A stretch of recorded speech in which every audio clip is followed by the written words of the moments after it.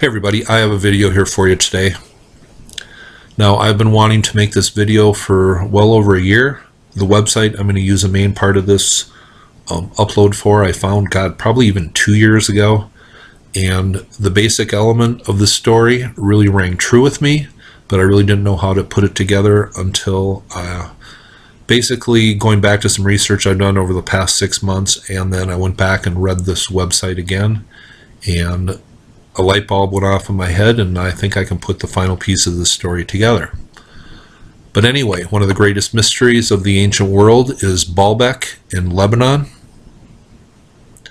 I'm going to zoom in on this site here for you. I know a lot of you who are interested in ancient history are familiar with Baalbek. I was watching a video by Brian Forrester, and I'll leave the link below for that. A new video that just came out, but he was talking about Baalbek, and he says, we have lost a period of history. We have this pretty incredible ancient site, and we just have no written record of the original builders of it. We know the Romans came along, other people came along, put temples on top of it.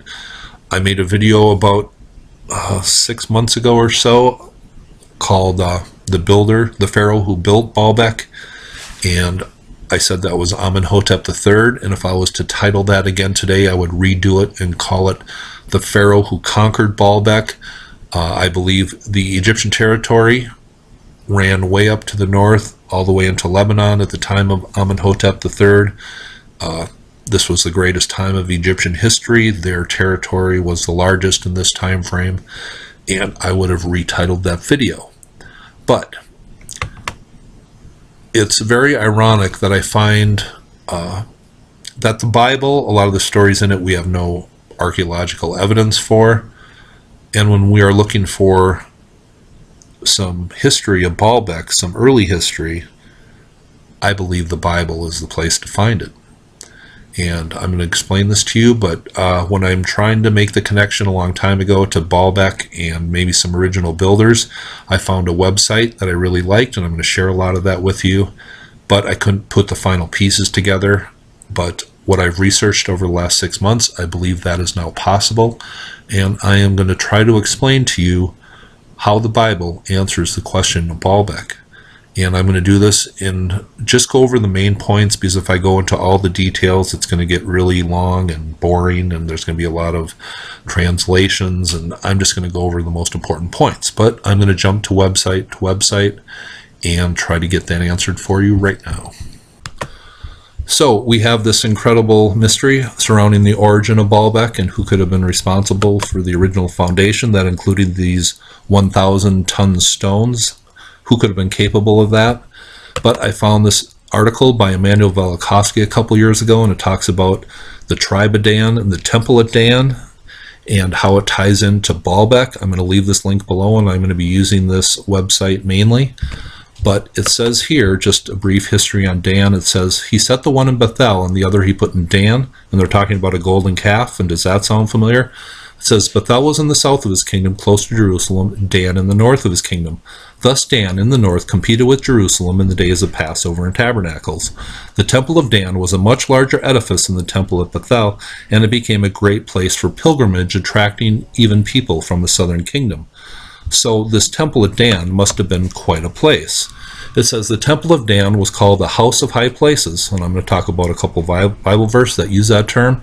And it says the temple of Jerusalem was also called a house in Hebrew.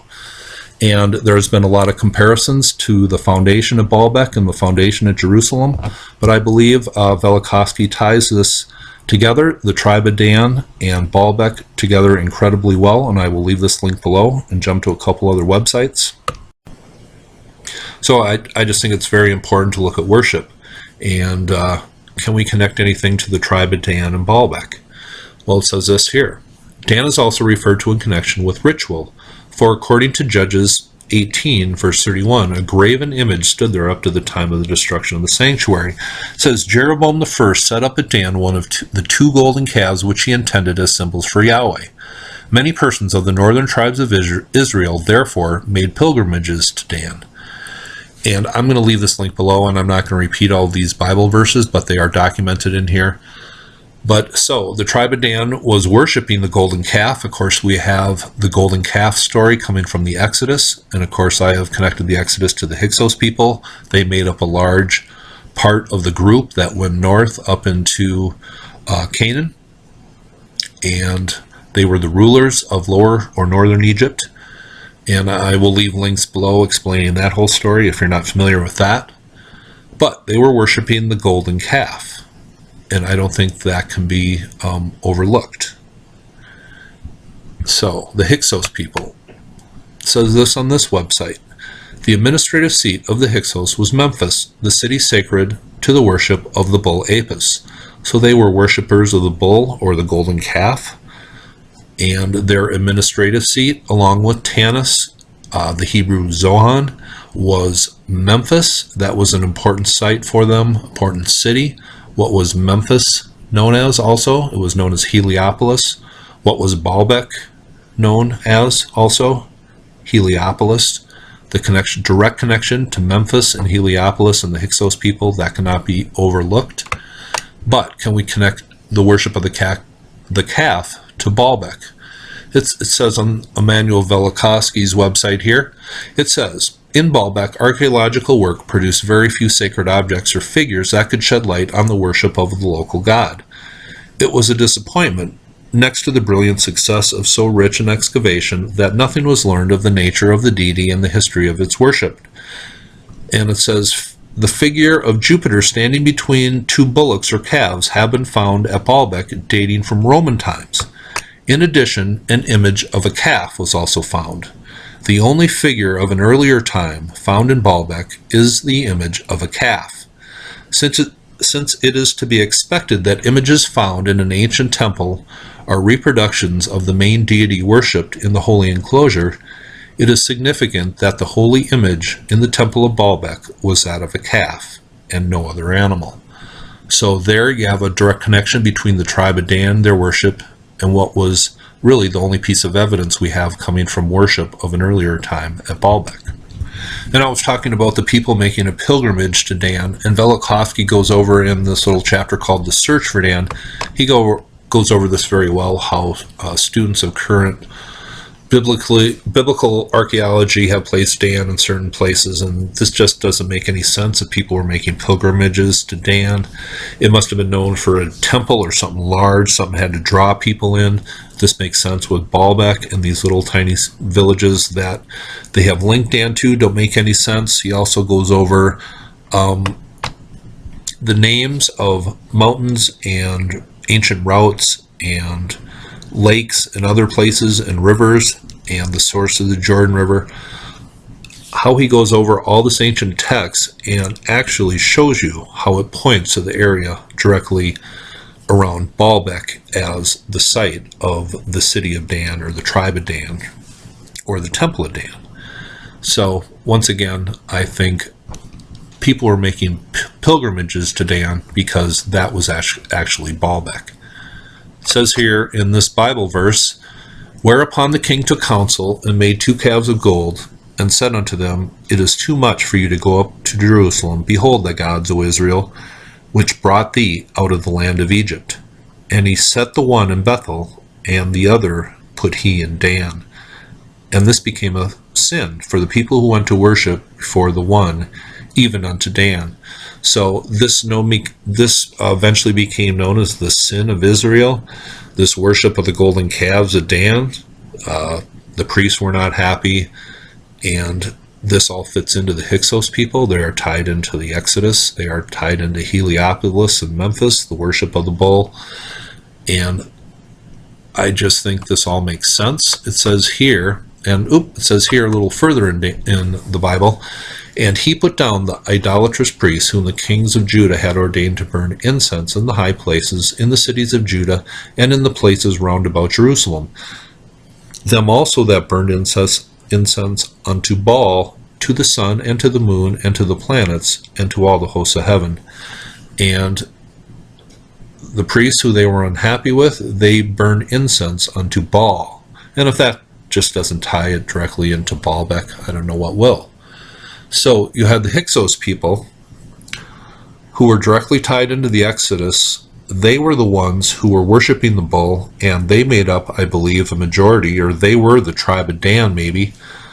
And all this evidence points to the tribe of Dan being part of the Hyksos legacy, and they were the ones who went into Baalbek. And when I first read Velikovsky's article, I was thinking, well, how was this tribe of this one part of the tribe of these slaves that came out of Egypt, how did they have the knowledge or wherewithal to construct Baalbek?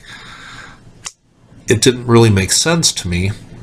But now realizing that it was the Hyksos people who made up the tribe of Dan, maybe, they would have been indoctrinated to all the secrets of Egypt, and they would have had the knowledge. Plus, there's also evidence in some ancient texts that the Hyksos people, once they got into Canaan, they linked up with some of the refugees of the eruption of Santorini.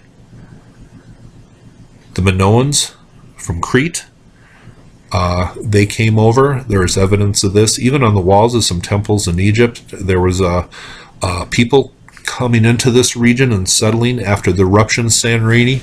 And one thing that is very important is this, and Velikovsky states this in another article. He says, 2 kingdoms rose on the ruins of the Hyksos Empire, the kingdom of Israel under David, and the new kingdom of Egypt under the 18th dynasty. The beginnings of these 2 dynasties are not separated by 6 centuries. They started out simultaneously. And that is very good work by Velikovsky, because that is one thing, when I tried to tie in the Bible stories to real stories, I realized that the Bible writers threw off the readers by about 500 or 600 years just to confuse them so they wouldn't find this real story in history. But I find it interesting that Velikovsky, about over a half century ago, was pointing this out in his writings.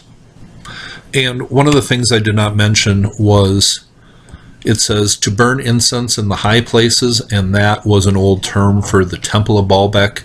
It was known as a high place just because it was up on a hill. It was located in a valley described in ancient texts, and Velikovsky goes over that very well. But that's 2 things in this verse that link it to Baalbek, the word Baal and the high places. But one of the things that should be talked about is the Oracle of Baalbek, and Velikovsky goes over this very well. It says, Baalbek, or as the Romans called it, Heliopolis, was venerated in the Roman world as the place of an old cult of an ancient oracle, and it rivaled successfully other venerated temples of the Roman Empire. It is known that Emperor Trajan, before going to war against the Parthians in the year 115, wrote to the priests of Baalbek and questioned its oracle. And it says the oracle remained in high esteem at least as late as the 4th century. And it says, was it the ancient Oracle of Micah? And that is one of the things that the tribe of Dan is most famous for, is on their journey to set up their city. They came across Micah, and I will leave the link for that whole story. But it says, even in Jeremiah, in the words of Jeremiah, shortly before the Babylonian exile of 586 BC, in which he spoke of a voice from Dan, and this refers to the Oracle of Micah, and that was a famous story with the tribe of Dan. And Baalbek is known for its oracle. Books have been written on the Oracle of Baalbek, and that is just one main thing that ties it in, and that cannot be ignored. But we have all this evidence linking the tribe of Dan and Baalbek. And one thing I should have mentioned about the Hyksos people, who were directly associated with the Exodus and the worship of the golden calf, they linked up, it says in some ancient text, with refugees of the Minoans coming from Crete. They were known for their large megalithic building on Crete, and the eruption of Santorini up here in the Aegean would have definitely the combination of the Hyksos people being the rulers of Lower Egypt. They would have been indoctrinated to all the secrets of Egypt, and if they linked up with refugees of Santorini blowing up, and that caused the plagues of Egypt, and if they linked up, they definitely could have combined knowledge and figured out how to build that incredible structure of Baalbek. So with all this mentioned, there is a lot that I didn't mention that is still in that article. I encourage you to check it out. But from the Bible, I believe we have an origin of some earlier builders, or maybe the main builders of Baalbek. Hope you thought this was interesting. Have a nice day.